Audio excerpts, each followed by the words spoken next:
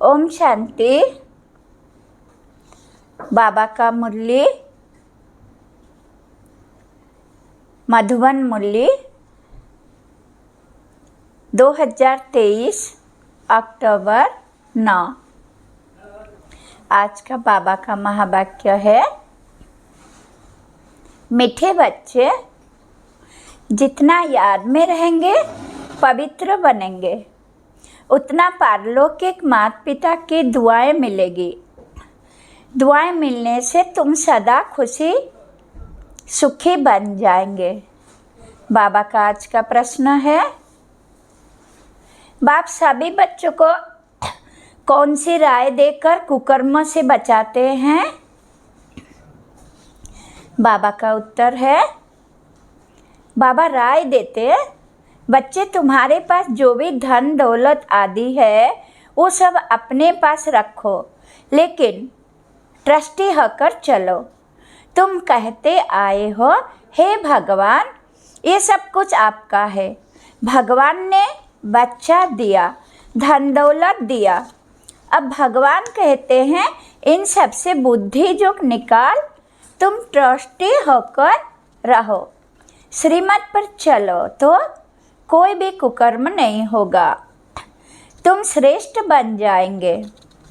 बाबा का गीत है, ले लो दुआएं माँ बाप की।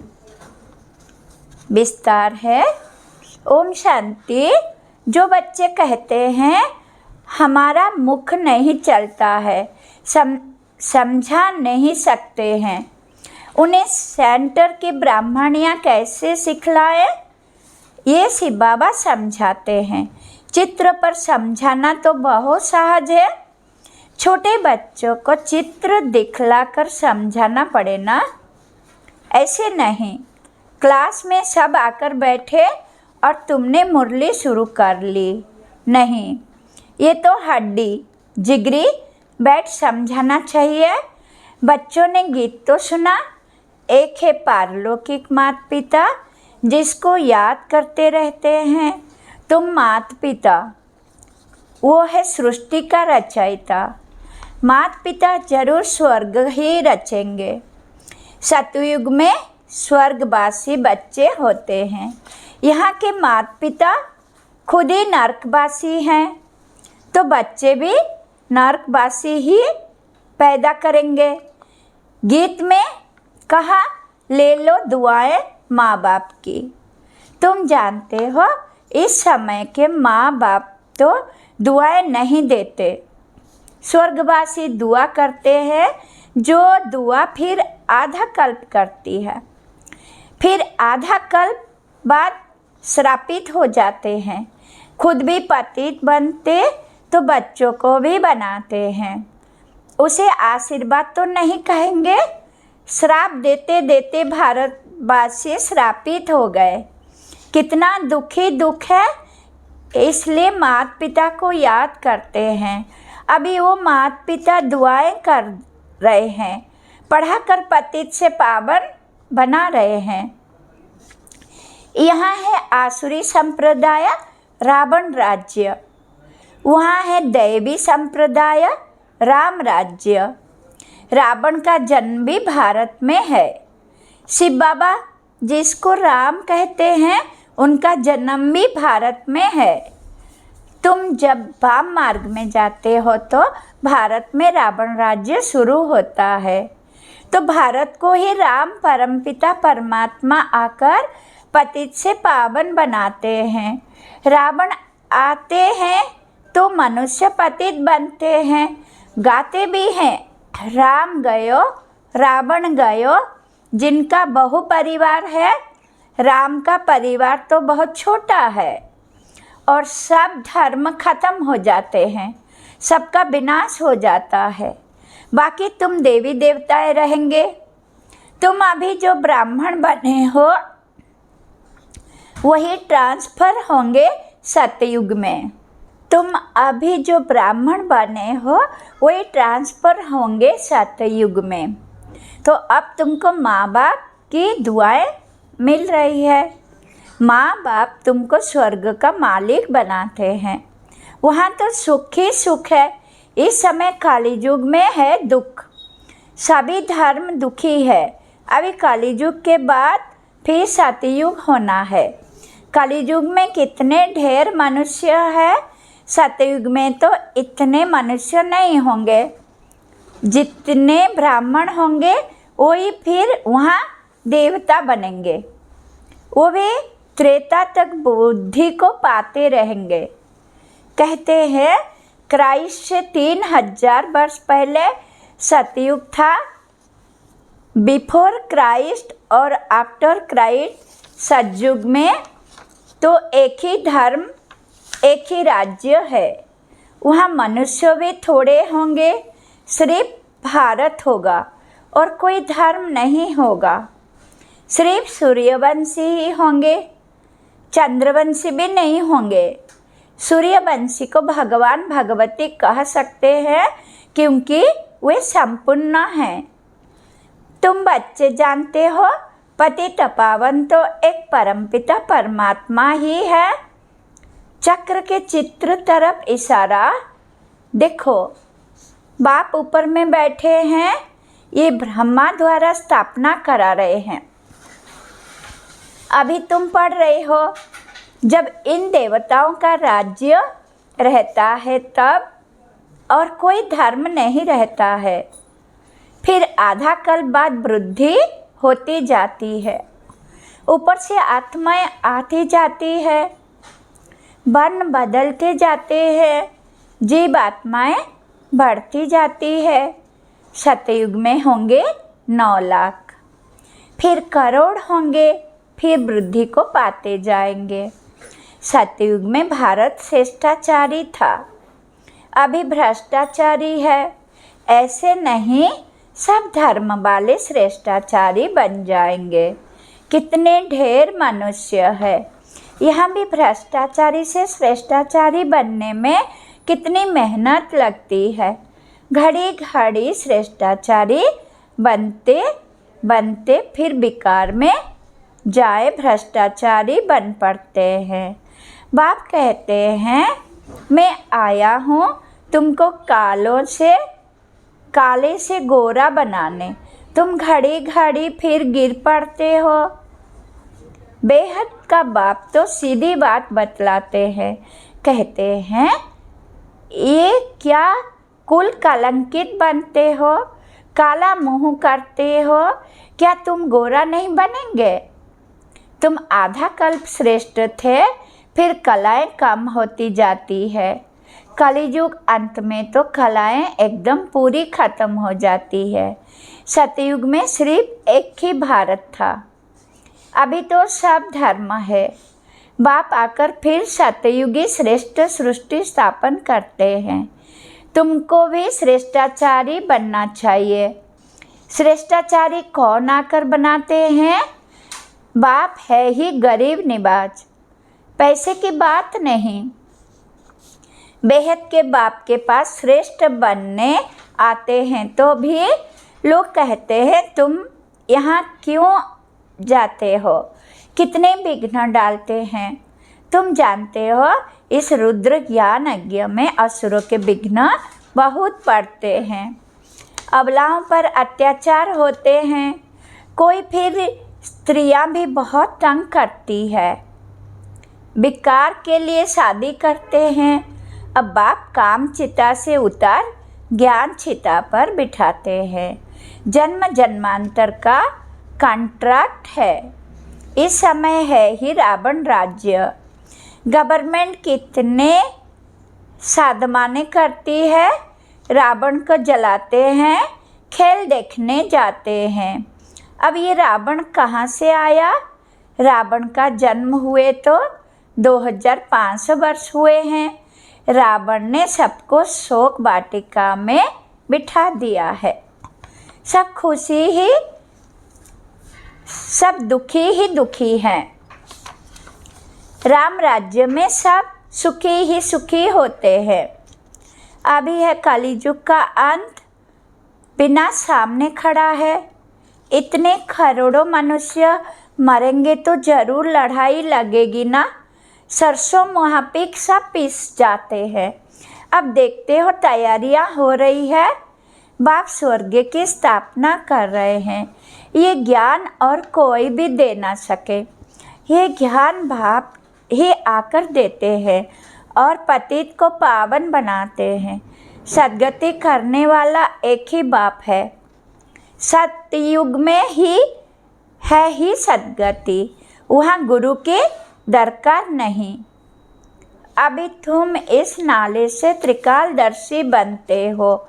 सतयुग में लक्ष्मी नारायण में ये ज्ञान बिल्कुल नहीं होगा, तो फिर परंपरा से ये ज्ञान कहाँ से आया? अभी है कलियुग का अंत। बाप कहते हैं तुम मुझे याद करो, स्वर्ग की राजधानी स्थापन करने वाले बाप को और वर्षे को याद करो। पवित्र तो जरूर रहना पड़ेगा। वो है पावन दुनिया, ये है पतित दुनिया। पावन दुनिया में कंस, जरासंधि, हिरण्यकश्यप आदि होते नहीं। कलियुग की बातों को सतयुग में ले गए हैं। शिव बाबा आए हैं कलियुग के अंत में। आज शिव बाबा आए हैं, कल श्री कृष्ण आएगा, तो शिव बाबा और श्री कृष्ण के पाठ को मिला दिया है। शिव भगवान उवाच, उन द्वारा पढ़कर श्री कृष्ण की आत्मा ये पद पाती है। उन्होंने फिर भूल से गीता में श्री कृष्ण का नाम डाल दिया है। ये भूल फिर भी होगी। मनुष्य भ्रष्टाचारी बने तब तो बाप आकर श्रेष्ठाचारी बनाए। श्रेष्ठाचारी ही 84 जन्म पूरे कर भ्रष्टाचारी बनते हैं। इस चक्र पर समझाना तो बहुत सहज है। झाड़ में भी दिखाया हुआ है, नीचे तुम राज्यों की तपस्या कर रहे हो, ऊपर लक्ष्मी नारायण का राज्य खड़ा है। अभी तुम थूर में बैठे हो, फाउंडेशन लग रहा है। तुम जानते हो फिर सूर्यवंशी बैकुंठ में जाएंगे। राम राज्य को बैकुंठ नहीं कहा जाता है, बैकुंठ श्री कृष्ण के राज्य को कहा जाता है। अभी तो तुम्हारे पास बहुत आएंगे, एग्जीबिशन आदि में तुम्हारा नाम वाला होगा। एक दो को देखकर वृद्धि को पाएंगे। बाप आकर ये सब बातें समझाते हैं। चित्र पर किसको समझाना बहुत सहज है। सतयुग की स्थापना भगवान ही आकर करते हैं और आते हैं पतित दुनिया में, साबरे से गोरा बनाते हैं। तुम श्री कृष्ण की राजधानी की वंशावली भी हो, प्रजा भी हो। बाप अच्छी रीति समझाते हैं। निराकार शिव बाबा आत्माओं को बैठ समझाते हैं कि आप मुझे याद करो, ये है रूहानी यात्रा। हे आत्माएं, तुम अपने शांति धाम निर्वाण धाम को याद करो तो स्वर्ग का वर्षा मिलेगा। अभी तुम संगम पर बैठे हो। बाप कहते हैं मुझे और अपने वर्षे को याद करो तो तुम यहाँ स्वर्ग में आ जाएंगे। जो जितना याद करेंगे और पवित्र रहेंगे उतना ऊंचा पद मिलेगा। तुमको कितनी बड़ी दुआएं मिल रही है। धनवान भव, पुत्रवान भव, आयुष्मान भव। देवताओं की आयु बहुत बड़ी होती है। साक्षात्कार होता है। अभी ये शरीर छोड़ जाकर बच्चा बनना है, तो ये अंदर में आना चाहिए। हम आत्मा ये पुराना शरीर छोड़ जाकर गर्भ में निवास करेगी। अंत मते सो गते, बूढ़े से तो हम क्यों ना बच्चा बन जाऊं। आत्मा इस शरीर के साथ है तब तकलीफ महसूस करती है। आत्मा शरीर से अलग है तो आत्मा को कोई तकलीफ महसूस नहीं होती है। शरीर से अलग हुआ खलास। हमको अब जाना है मूल वतन से। बाबा आते हैं लेने लिए। ये दुख धाम है। अभी हम जाएंगे मुक्ति धाम।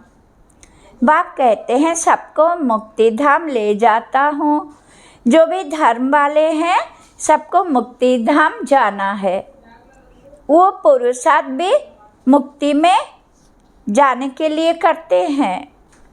बाप कहते हैं मुझे याद करो तो मेरे पास आ जाएंगे।